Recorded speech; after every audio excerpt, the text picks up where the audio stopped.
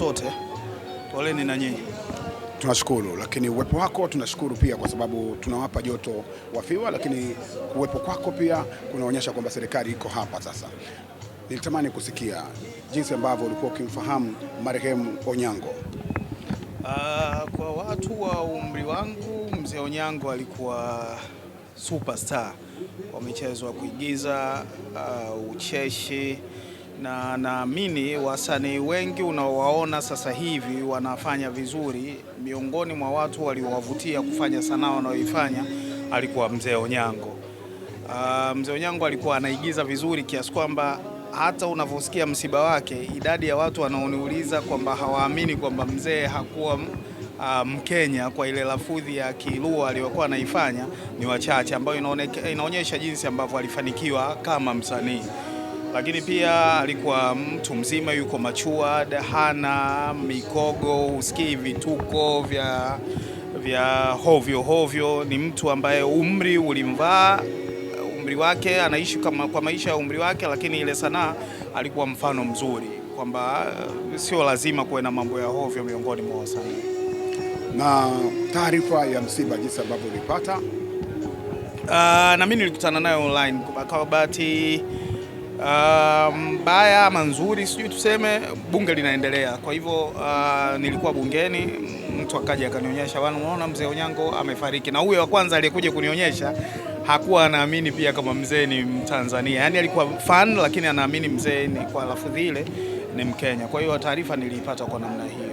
Na ni kitu gani ambacho kilikuwa kinakuvutia wewe binafsi kwenye kazi zake za sanaa mzee Onyango? Ni ule uwezo wa kuvaa uhusika,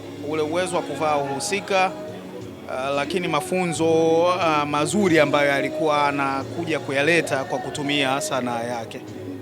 Ni kitu gani ambacho wasanii wanatakiwa kujifunza na kukichukua kama alama kaiacha kwenye tasnia ya filamu hapa nchini Tanzania, kwa sababu tunaona jinsi ambavyo wamedumu kwenye tasnia kwa muda mrefu, ana skendo, kazi nzuri ndio ambayo inaongea na watu wengi wamempenda kwa kazi yake, na tofauti na watu wengine ambao labda wanataka kufanya kiki na vitu visivyokuwa vya utamaduni wetu wa Kitanzania ili kujipaisha juu. Yaani wewe umelitoa jibu kabisa wakati unaniuliza swali kwamba ili la kwanza wavae uhusika, wafanye vizuri kazi yao kwa kadri ya uwezo wao. Naamini watu wengi wana vipaji, na wakiweka akili zao na wakiwa na consistency itawasaidia kuwa wasanii wakubwa, lakini mfano wa kuigwa na kufikisha mahali wanapoitarajia kazi yao ya sanaa ifike. Hili moja. Lakini la pili, kujilinda, kuwa matured, kwamba kazi ya sanaa ni kazi kama kazi nyingine. Haihitaji makando mengi, haihitaji maskendo ili kuweza kukufanya uwe msanii mkubwa. Unaweza kuifanya lakini ukawa mtu wa familia, mtu unayejiheshimu, na mambo yakaenda vizuri vile vile. Msiba huu unatuachia darasa gani sisi ambao tumebaki? Darasa kwenye misiba ni lile. Kwenye Uislamu inasemwa kwamba kifo ni ukumbusho tosha, kwamba kuna siku ukishakubali kuzaliwa, umekubali kwamba kuna siku, kitu cha uhakika. Yaani ukizaliwa unaweza usioe, unaweza usisome, unaweza usipate watoto, unaweza usifanye kazi, lakini kitu ambacho ni uhakika ni lazima kitakukuta ni kifo. Kwa hivyo pamoja na mambo mengine yote tunayofanya kwa ajili ya kutafuta maisha yetu, tuhakikishe kwamba tunajikaribisha kwa Mwenyezi Mungu na kwamba kuna siku moja tutarudi kwake. Nitumie fursa hii kuwapa pole sana na kuwaombea ustahimilivu kwanza wasanii wenzake wote, lakini hali kadhalika familia na wapendwa wake wote walioguswa na msiba huu kwa namna moja ama nyingine.